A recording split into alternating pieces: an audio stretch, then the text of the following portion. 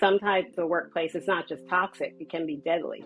Imagine when you're neurodivergent and here you are in an executive role. They're expecting you to either completely hold up the entire company or fail. That's why there's something called the glass cliff, where a Black woman will come into a company, everyone will love her and expect her to do so much, and she'll do so much. There is that point where you go from like the class pet into like the class threat.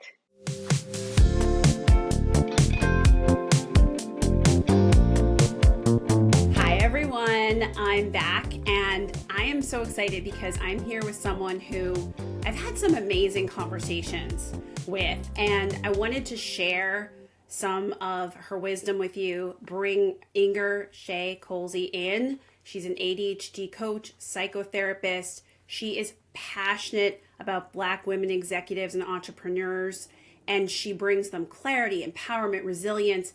She is amazing, and she's really created a space for Black women in ADHD. And this didn't used to exist. So if you listen to this podcast and you are newer to the ADHD space, there was no place for Black women, and also I would argue women in general. So she is someone who is speaking in platforms for How to ADHD, Stanford University Neurodiversity Project. Inger is amazing, and whenever I talk to her, I have so much fun, and I also learn something, which is always wonderful. So, Inger, welcome. Oh, thanks for having me. I love being here with you, my friend. Thank you. So, you and I have talked about like everything in the world, and one of the things that we've talked about a lot that's been on my mind the past few years is masking, and an aspect of masking code switching. And I'm going to do full disclosure to our audience that when I was writing Friendship Skills for Neurodivergent Adults, I came to you and I said, I think it is remiss not to talk about code switching in this book, but I am a white girl from the suburbs and I have probably code switched, but not really, right? So I wanted to talk about it, and I wanted to speak with folks, and I had spoken with a lot of even my women friends, but none of them like really wanted to be quoted in a book. And I just felt like it was something that really should be collaborated on, since I don't have that context or experience. And you were so generous and so wonderful, and we had great conversations. And I just first want to thank you because that was incredibly generous of you. But secondly, let's talk about masking a little bit. Like, masking has sort of hit the ADHD world. We didn't used to talk about it. Do you remember when we didn't used to talk about it? Like, it's always been here. And it's like, what's important about masking? Like, why do we need to talk about it? Like, it's something that you and I have attended presentations on. Like, it is something that everyone's talking about, and I feel like it's so important. It is so important, and it is funny where I think we might have talked about it a little bit, but it really wasn't, it didn't have a name like that, like unmasking. I feel like right now, like it's really the term of the, I don't know, right now it's a big term. But I really feel like it's important because we spend so much time, with our ADHD not being who we are, trying to fit in with other people, or deciding that our quote unquote symptoms, because I always feel like it's just who you are, like it's not really a symptom. But for the sake of this conversation, that your symptoms are something that's wrong with you. So I must change them, which means that I'm not bringing my full authentic self, which means that I'm masking. And that takes so much energy. So much. And we need as much of our energy to do the things that we need to do. And so when we talk about unmasking, it can allow people to not have that be the thing that's in the forefront for them, the thing that's running the show for them, because a lot of times that is all that people are doing. I mean, I don't know about you, but a lot of times when my clients first come to me, because I work primarily with Black women, they come fully, completely masked, whether they know it or not, like coming to the meeting already ready, dressed up, and wanting to explain what's going on with them, but not really say the way that they're actually feeling, right? Or some of the things that are happening that they feel bad about, but they're not actually saying, the really bottom line way that they're feeling or the things that they're doing. And that's because they're trying to appear a certain way in front of me. Yet you've come to me to help you. But I also think a lot of times that people don't even know they're masking. It's their day to day. It's become the way that they are. And also, I think it's really interesting because I have that experience a little bit too, where my clients feel so ashamed not to have their ducks in a row. And I'm like, but if you had your ducks in a row, you wouldn't need me. So, and by the way, my ducks aren't fully in a row either. So, they're better than they were when I was 25 and I didn't have a label and I didn't know, but I wouldn't say that I don't function like a typical person. I function like an ADHD person. So that's interesting. And it's interesting when people put on like a physical veneer. Yes, physical. And I think the physical veneer is just like, outward expression, though, of that internal veneer, like, that armor that they carry.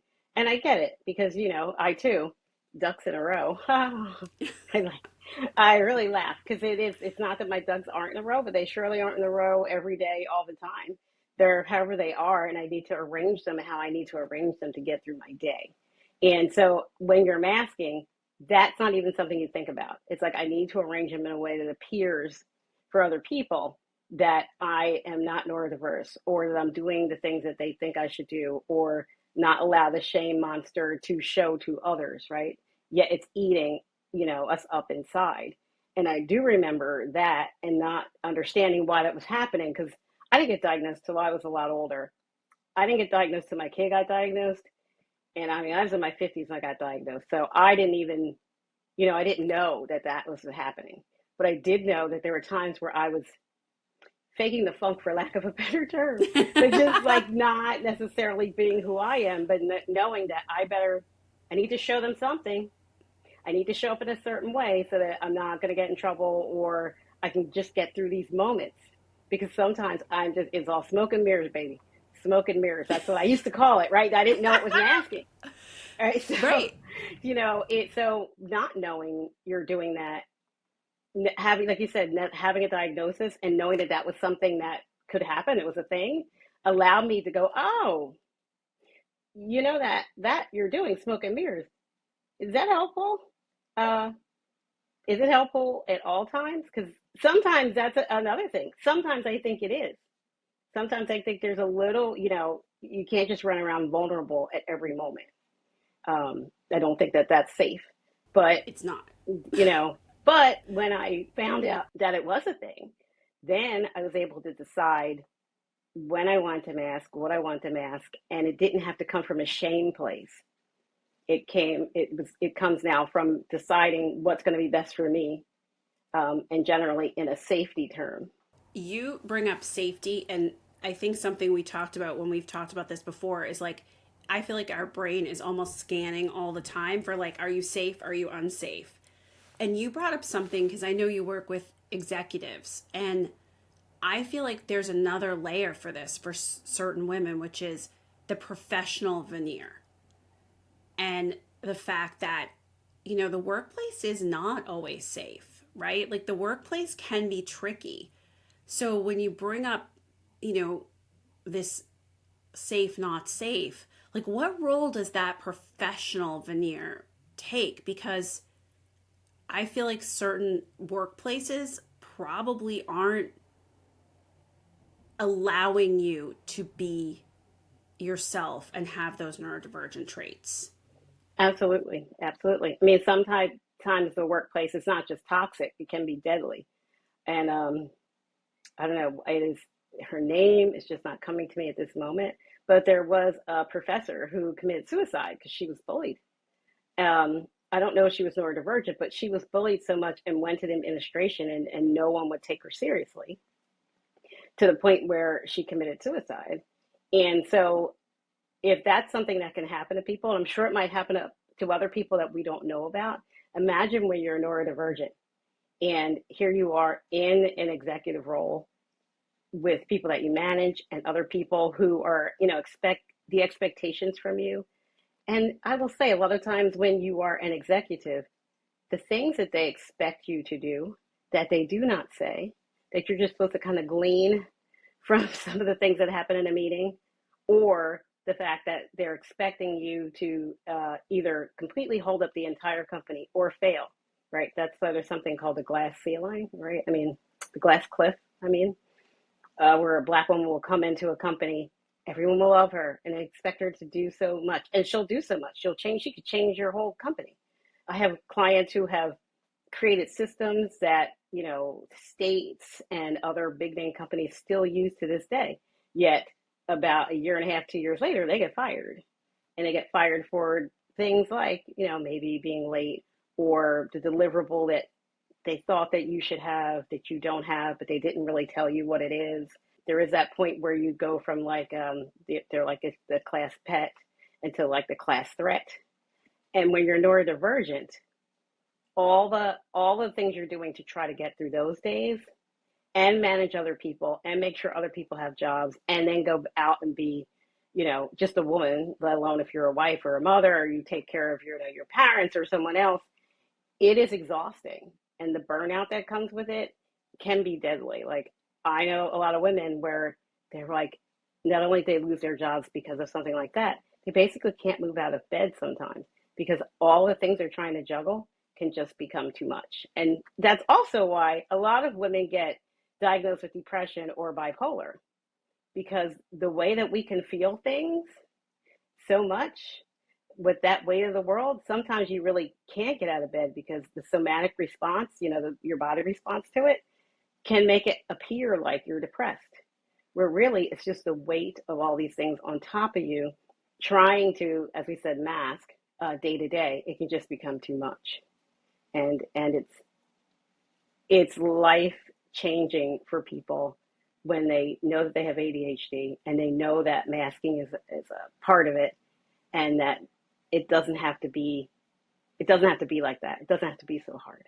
Do you think, Inger, because you're a therapist as well as an ADHD coach, right? And this is just coming to me. So I'm Gen X. And I feel like our families of origin in some cases were very much about, like, I spent a lot of time with my grandparents. And they were World War IIers. And there was sort of a put lipstick on, do the things you need to do, appear a certain way, right? And if you couldn't, as a woman, you were sent all these messages. Like, I definitely, rebuffed them like Teflon, because I was like, this is not happening. But I mean, I think, like, to some extent, do you think some of this comes from the outward world of the executives sending these messages and creating this horrible cliff? Or do you think some of this comes from, I was given these messages from my family of origin and I just start masking and putting on these veneers, and I don't even know that I'm doing it? So I think it's all of the above, right? Like, Okay. So, there is where, how old's my mom at? 87, 88, 80 something. And so, she remembers when, Black people couldn't drink out of a water fountain, like all those types of things. It's really not that long ago, right? So, having to look a certain way and do things in a certain way was your safety in general, right? You don't want to stick out too much if you don't have to, unless that's your plan, right? Some people, that was their plan, to stick out and to do different things. But on the daily, you wanted to just kind of be a part of society in a way that would work for you. Also, if you had a family to take care of, you need to take care of that too. And so that is like what I experienced, like when I was growing up. You used to put a little lipstick. My mother always be like, "You got a lipstick in? You put a lipstick on before you walk out the door?" Like, she used to say that to me. She'll still say that to me sometimes. Well, they don't stop just because they're 87. They still have lots of advice, at least of my family. Lots of advice. I was hearing about how my nails weren't done just the other day. So the back of my head, I'm at my cousin's wedding, and my mom's like kind of going blind, right? But she's in denial that she's going blind, but she can see well enough. And she says to me, the back of your hair is bumpy. And I'm like, what? Yeah, I know. I know. So, like, imagine that, right? And they mean it, actually, it's so funny. My mother and I had gone to a party, the white party, so I had to find white clothes, and it was like a whole kind of thing for me. But anyway, I stopped by to show her what I had figured out. And so, and she's like, "You look great, you look great." And then at the end, she was like, "Your nail, but if your nails were done." And I was like, "So all that?" She was like, "Well, I told you you look nice first. I just say it because I love you." She said, "I just say it because if you thought something's wrong with me, you would tell me." And so I get it, right? So I'm old enough to not take that in as, oh, my mother hates me or something. I really know it's that my mother loves me. And that she would love if I looked exactly perfect, like, I don't know, she pictures. Not totally getting that this is what you get. Like the fact that I made the white outfit, I made it here. and all that, like, to me was enough. And it still was enough. And so, but I get it because for her, for me to be excellent, to be perfect, is the best and easy, if she feels like the easiest way to go, like it would make everything easier. Where for me, just getting there was more than enough. And so, extrapolating that out, imagine that your whole life through, school, college, all of your jobs, that expectation, not that just your family has, but that the world begins to have you. I can't show up half ass. I can't.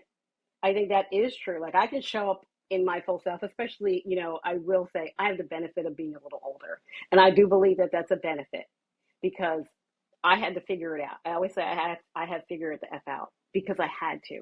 I didn't know I had ADHD, and what were you going to do? That's what we were told to do, figure it out. But all that For time, sure. you just, you know, things are going great, great. Things are going wrong. You better figure it out. So all of my life, this is what it was about, and looking good. Not even trying, but looking good while doing it. I can't show up not looking great. I can't show up with like half of the work. I need to have twice as much work. I can't show up, not doing things for people at some point, right? And where is that, people pleasing, and where is it maybe some other personality trait? I don't know. Um, and so not being able to just show up halfway, because if I do, I get called out on it. Right. I will get called out on it, or people will make, they'll, what they make meaning of is so easy for them with people of color, especially Black people. They already have what they're thinking. So don't let me, do something that makes sense to them. As a therapist, you're saying, we make a decision about something, and then we're going to try to fit all our narratives into that little box to make that make sense. And so if I show up in a way that makes, like, well, we can stick it right in there. So imagine all your life of that, and then here you're able to climb the ranks of an executive, right? And outpacing this box. But there's also that expectations of, yes, Black women come in, they do lots of stuff. They're not always leaders, right? Because they get a lot of stuff done. We really want to keep you doing the things. We don't always want you to be a leader. So when you get to be a leader and you're leading people, a lot of times they can't really grasp how you're doing that. And that is why, as people have created, it's like, again, I have a lot of clients that have created a lot of things and led a lot of projects. They'll look up and someone who's not doing half as much has then surpassed them, right? Because of their relationships or the thoughts that people are having about them. And if you have ADHD, all the things you've had to do to try to get to where you are, all the thoughts that you've had to manage in doing them, managing how to manage other people is not easy, but also when you have to then overcome a lot of things that can happen with RSD or with time management or prioritization, organization. You go through all of this, talk about masking, you better have some veneer up because it's coming at you all the time. It's coming at you all the time. And you wonder why you're tired. And then sending, Exhausted. yes, other people's thoughts about you. It's a lot. And I will say, Black women, I only talk about laundry and dishes and things like that with Black women. Most of my other clients, it's not that we don't ever mention it. My male clients, we never mention it. It's not a thing. My other clients, it might come up a little bit. But with Black women, your whole identity can be the fact that your dishes aren't done or the laundry isn't quite done because we were looked at, I think because we used to do quote unquote domestic work, that becomes part of your identity. If you're not taking care of that in your home, you're not taking care of all the things that you need to take care of. It doesn't matter what what people have done at the executive level. Like people who make a lot of money and have created some things that people here would know about, but then will talk to me about the laundry, and I'm like, really? Okay, like we'll tackle that, but they put their identity on it because that's something that we've been told to do. And I think that that's the thing that people don't like, they miss, like they don't understand. And how much, when we talk about you only have a certain amount of bandwidth, you've done all that working at work, masking and doing things, and you come home and you then feel a shame monster because your kids' clothes, and your kids have a lot of clothes. It's not like they don't have any clothes. Right, I was gonna say kids always talk like they have no clothes, and Yeah, it's then they like they don't have have any like clothes. eight It's like, thousand yeah, clothes. it's like, oh, and you can afford the laundry service. Right, that's what I was gonna ask. I was gonna ask, is that acceptable though? Not always. Not always. It's far from the first thought that you have. And a lot of times it's not acceptable, right? Because a lot of people look at you like, well, you're supposed to be doing that. Like, uh, sometimes some of their husbands like, well, you're supposed to be handling that, right? You're supposed to be handling the kids. You're supposed to be handling all the housework and things like that. And I'm always like, if you don't want to have an argument, hire the housekeeper. Like, here she comes every other week. Like, it's really not that expensive to keep peace in your home because that shame monster is there. But I'm like, it's easier to deal with the shame monster when there's not as much clutter as there is when there's clutter and the shame monster. That's And a now, lot. yes, and now you also have work where you're probably juggling a lot of things, and um, the meaning making that other people are doing, but also the meaning making that you're doing yourself, right? So the biggest disservice is the thoughts that you are having because they're the only ones you can control, let alone the thoughts that other people are having. So can I ask a question though? Do you find that it's Black women who are coping with this and having this and the laundry and everything? Do you think that it's all women executives too? Like there's this added layer of the past and domesticity, because I will just say I'm not in any way saying that I experience as much shame as the clients you're talking about.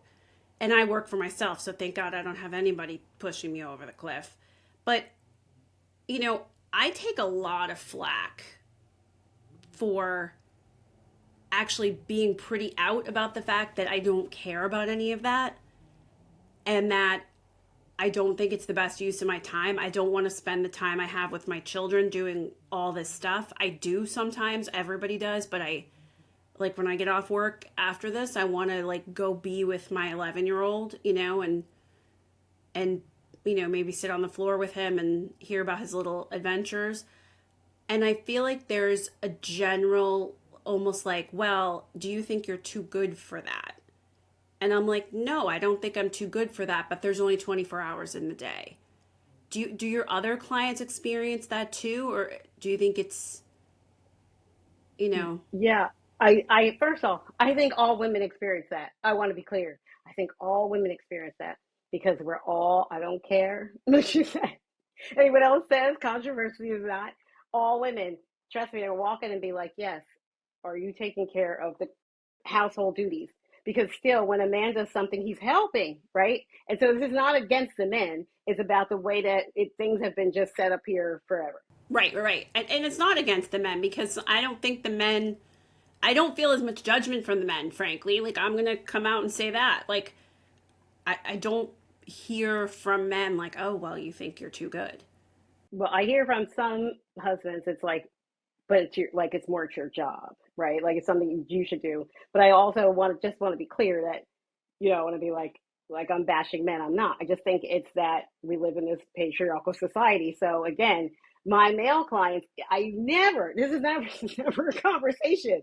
It's just not. It just isn't, right? We talk about a lot of other things. My female clients, we will talk about it at some level, my Black women, I might talk about this, maybe not every week, but very often. And sometimes it is something that it might be every week because that might be what we're working on because it becomes the most important thing in their lives at that moment that where the ADHD is holding them up.